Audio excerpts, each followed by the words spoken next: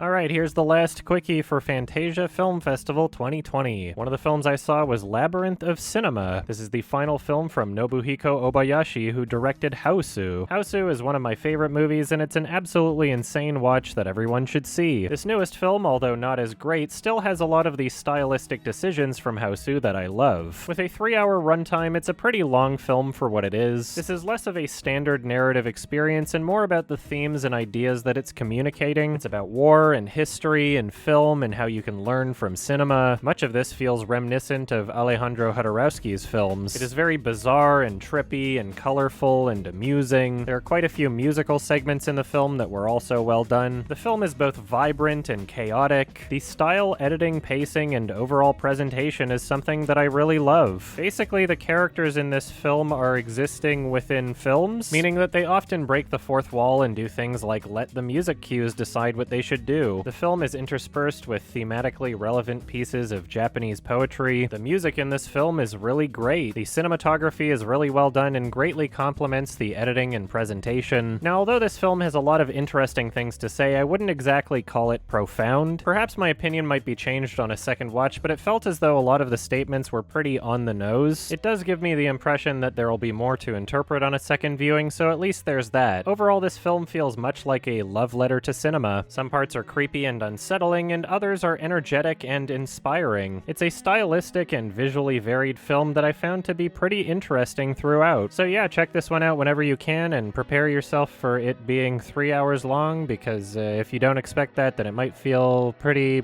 long if you're not expecting that. So yeah, and I'm giving this one a 7 out of 10. Another film I watched was Private Chat from Ben Hosey. Now, immediately looking at the abbreviation in the title, I was already a little skeptical of what it would be. Typically, movies with those kind of titles, especially ones based on the internet, are not all that great in my opinion. However, I am pleased to say that I was pleasantly surprised with this one. This film had a great sense of tone and authenticity. It's really refreshing watching a film that prominently features the internet without it feeling goofy or artificial. The main character is a porn addict who eats ramen all day and makes his living by gambling on the internet. There aren't a whole lot of locations in this film, and there isn't a huge cast of characters, but this film manages to do a lot with very little. This is clearly a very low-budget film, and you can even tell that some of the street shots were filmed with concealed cameras. But despite not being a big production, this film still manages to have a lot of character. It doesn't show a whole lot of New York, but the entire film feels very New York. The characters in this film, despite being immoral, are all very likable and watchable. The acting in this film, although not masterful, is very well done and serviceable. The film is also very well written, aside from some minor conveniences here and there. For the most part, there are very good logical setups for the events to take place in this film. I love where the story went, and I love how it showed the characters throughout the film. The visuals, despite having a bit too much noise in the darker scenes, were really well done overall. There were a lot of handheld camera movements in this film, and although nothing about it was exactly meticulous, there was still a lot of voice and personality when it came to the camera work. It clearly wasn't filmed in a lazy and unpurposeful way, and the camera movements added a lot of character to the film. One of the issues that I had is that the messages that appear on his screen kind of show up as a title in the film, which on its own is not really an issue, but there was nothing that differentiated those titles and the ones that would say things like 1 week later. So yeah, personally I would have preferred if those messages looked different, or if they just showed up on the character's computer screen. Not really a huge issue, but it did feel a bit distracting to me. This film very much does not hold back, and it even pushes boundaries in ways. There are scenes in this film that feature unsimulated masturbation from the actors. Oh yeah, there's also a small role from Buddy Duress, who played the junkie in Good Time. What I love most about this film is that it feels so confident in what it's showing. There is a clear sense of rehearsal and direction in terms of how things are performed. It's pretty obvious that despite the budgetary limitations, they really know what they're doing here. This is a very, very well done film for the budget, and I see a lot of potential in this director. So yeah, I'll definitely be watching this one again, and I can't wait to see what they come up with next. And I'm giving this one a 7 out of 10. It's closer to an 8 than a 6. And the last film from Fantasia Fest that I haven't talked about yet would be Patrick. This is a Danish film about a handyman on a nudist campsite that loses his favorite hammer. The tone of this film is both comedic and dramatic, and it's very successful at both of those emotions. There are also some really good suspense and thriller elements in the film. The film is well shot and looks very professional. The music in this film is awesome. There are great characters that are all performed very well. There's also a small role from Jermaine Clement from Flight of the Conchords. The cinematography is great, and there are some really cool shots in the film. My biggest issue with the film would probably have to be the Foley work. Many of the sound effects in this movie are distractingly over-exaggerated, and it doesn't really feel like it fits with the rest of the film. I really enjoyed the story of this film, although the way it ends was kind of a weird way to conclude it. I personally would have preferred a different resolution, but the journey of getting there was still a great experience. Overall, this was a really thoughtfully presented film that was both hilarious and at points surprisingly dark. This was my second favorite film of Fantasia Festival 2020, with my first being Feels Good Man, the documentary that I made a quickie on a while ago. So yeah, check this one out whenever you can. I thought it was pretty great, and I'm giving this one a 7 out of 10. It's closer to an 8 than a 6. Alright, thank you for watching. That about does it for my Fantasia Festival quickies. I still gotta make a bunch of quickie reviews for Toronto Film Festival and Vancouver Film Festival. I'm done watching all those movies, but I still gotta make reviews for them. And yes, I'm working on my Lion King review.